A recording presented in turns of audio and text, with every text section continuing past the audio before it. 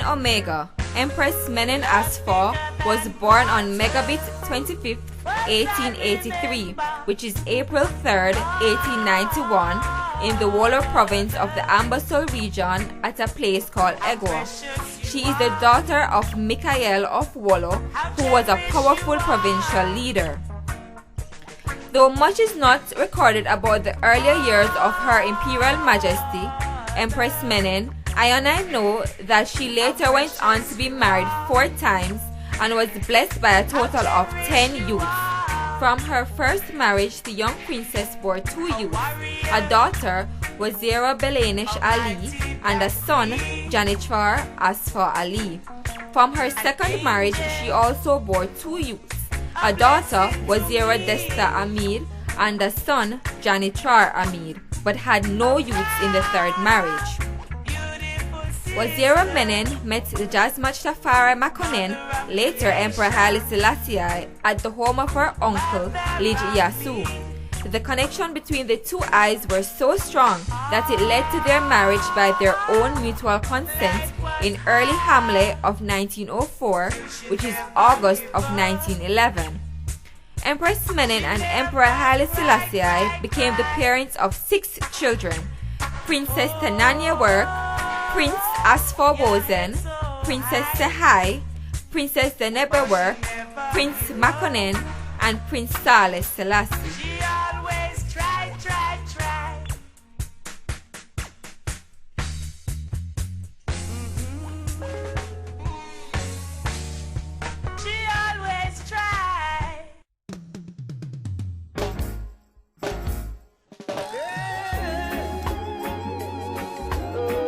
Among her many qualities, Empress Menen is loyal to her union with His Imperial Majesty. She helped him to defeat rival forces and to maintain his position as head of the government.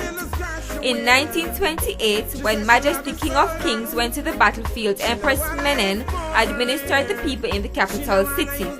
When the enemy's airplanes came to bomb, Queen Menen encouraged the people and worked seriously. Her education was consistent with Ethiopian tradition for girls at the time, and she learned home economics and spinning. Despite her own modest education, Empress Menen championed many causes related to education in Ethiopia. She founded a school for girls and was known for donating money to various educational causes.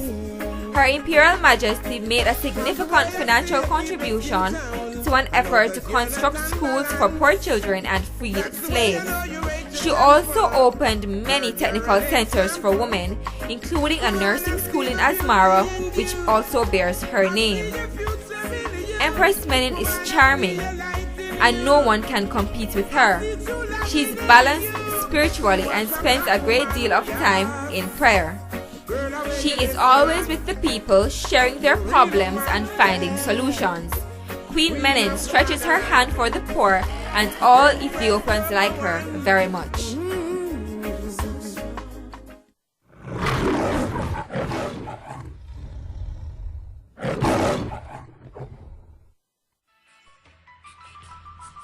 In Tekimt 23, 1923, which is November 2nd, 1930, His Imperial Majesty Haile Selassie, King of Kings of Ethiopia, was coronated, and he allowed Princess Menen to be Empress and to be crowned. On the said Iowa, when His Imperial Majesty Emperor Haile Selassie ascended the throne of Ethiopia as King of Kings, Lord of Lords, conquering Lion of the tribe of Judah, elect of Jah, and true light of this world, he was not alone. Empress Menen was at his right hand and was crowned Queen of Queens shortly after.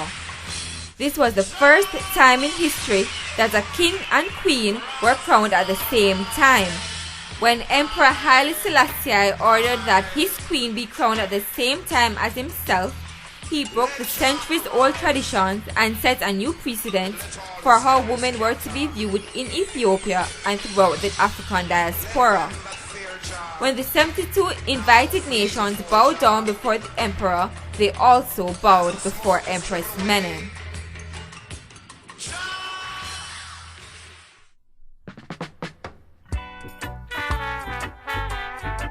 In 1935, when the fascist forces of Italy invaded Ethiopia, Empress Menen played a key role in organizing the women of Ethiopia to provide aid for wounded soldiers.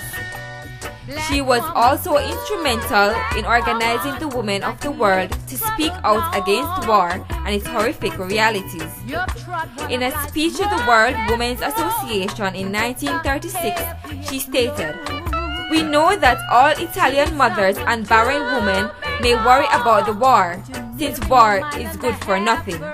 Therefore, all women found in the world should prevent the war before it brings trouble and distress. They should collaborate their voice and request to avoid the war before the bloodshed comes on both sides." Empress Menen is the one who is most beautiful naturally.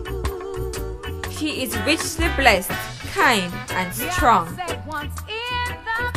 Whenever the struggle for black self-determination is studied, the focus is often on the brave and courageous men who gave their lives for the betterment of their people. However, little study is given to the women who also played a vital role in the struggle. The black woman's role in the struggle for freedom and equality cannot be overstated.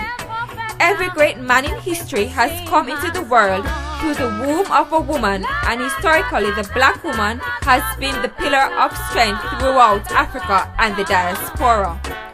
Without looking at the contributions made by black women throughout the ages, the full story of the black experience and struggle cannot be told. While there are countless black women worthy of having their stories told in this hour, InI focus on the life and works of the last Queen of Queens of Ethiopia, Empress Waziri Menen.